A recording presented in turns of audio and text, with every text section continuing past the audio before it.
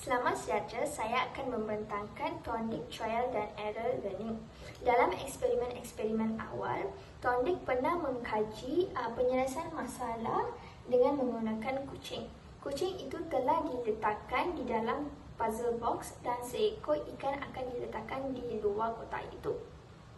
Kucing itu hanya boleh mengambil ikan sekiranya ia berjaya keluar dari kotak itu.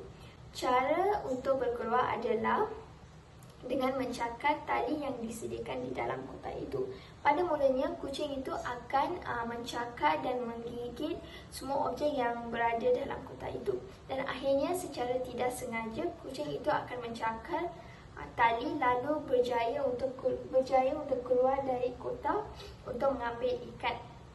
Kemudian kucing itu diletakkan semula dalam kotak beberapa kali. Setiap kali kucing itu diletakkan dalam kotak, masa yang diambil untuk mencakar tali telah berkurang. Ini menunjukkan bahawa trial dan error telah dijadikan sebagai prinsip panduan untuk menyelesaikan masalah yang dihadapi oleh kucing itu. Okay, so dalam teori pembelajaran Kohler, sebenarnya ada dua eksperimen dijalankan. Satu, Kohler cuba letakkan seekor chimpanzee dekat dalam satu sarang ni. Okay, kat sangkar ni, dia ada dua stick tau. Dia letak dalam masa sama dia sangkut pisang. So, dia nak tengok macam mana chimpanzee ni boleh tak dapatkan pisang tu dengan menggunakan stick ni. Pada asalnya chimpanzee ni cuba gunakan satu stick tapi tak dapat dicapai. So, dia gabungkan, dia perasan chimpanzee ni gabungkan dua stick tu. Lepas tu, barulah chimpanzee tu dapat. And second pula dalam eksperimen yang kedua, masih juga menggunakan seekor chimpanzee dan diletakkan dekat dalam sebuah sangkar yang dekat dalam tu ada beberapa stack of box. So, mula-mula sama juga chimpanzee tu still blur macam mana nak dapatkan. But then menggunakan stack of box tu, chimpanzee tu dia susun box tu satu-satu dan akhirnya dia naik box tu dan dia dapat capai pisang yang tergantung tu. So, ini sebenarnya eksperimen dijalankan oleh Kohler yang ingin diperhatikan oleh Kohler macam mana pembelajaran yang dilaksanakan dengan menggunakan chimpanzee tu tadi. Dalam menyelesaikan masalah, kebiasaannya bias kognitif akan terjadi. Sebagai contoh, functional fitness. Functional fitness ni terjadi bila kita cuba menyelesaikan masalah dalam cara yang sama berulang kali sehingga kita tidak terfikir cara lain untuk menyelesaikan masalah tersebut, sedangkan ada lagi cara lain.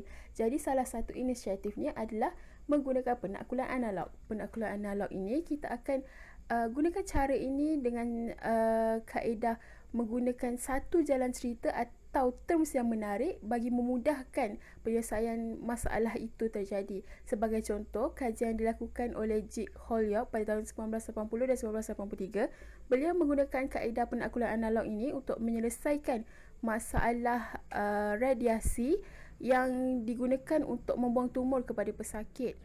Kawalan eksperimen. Jika ada faktor yang mempengaruhi kajian selain daripada pemboleh ubah bebas, maka ia akan dipanggil pemboleh ubah kawalan, pemboleh ubah luaran atau pemboleh ubah gangguan. Tapi, pemboleh ubah kawalan adalah sukar dikawal. Untuk mengurangkan faktor lain mempengaruhi pemboleh ubah bebas adalah dengan meningkatkan pemerhatian. Sebabkan kesukaran untuk mengawal pemboleh ubah luaran, kajian menyatakan ia adalah sloppy, iaitu mengakibatkan keputusan yang tidak tepat. Ia adalah ketetapan fungsional. Pada angka 1945 menyatakan idea umum konsep ini adalah sesuatu objek yang telah digunakan dalam sesuatu situasi ataupun digunakan untuk kali kedua, maka ia terlepas pandang untuk menyelesaikan masalah yang baru. Dunker telah membawa kajian yang dinamakan box problem bagi mengesahkan konsep ini. Selain itu juga, terdapat kajian lain seperti Adamson replication. Individu tidak boleh menyelesaikan masalah kerana terikat dengan persepsi yang sedia ada. Tidak boleh menilai dengan sudut pandang yang berbeza.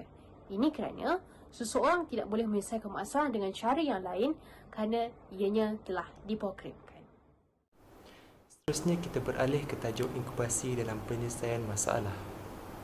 Pioncare menggariskan 4 peringkat dalam proses pemikiran.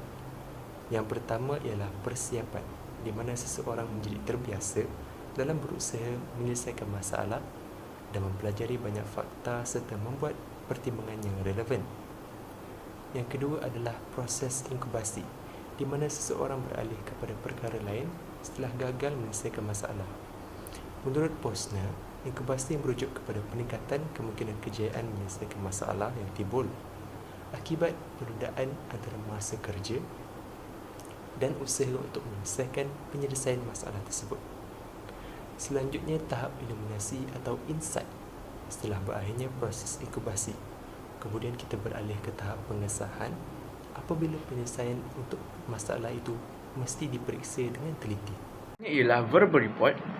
Verbal report ialah laporan lisan, iaitu berbentuk laporan yang disampaikan secara oral atau percakapan sehingga bentuknya adalah suara atau bunyi yang dapat didengari.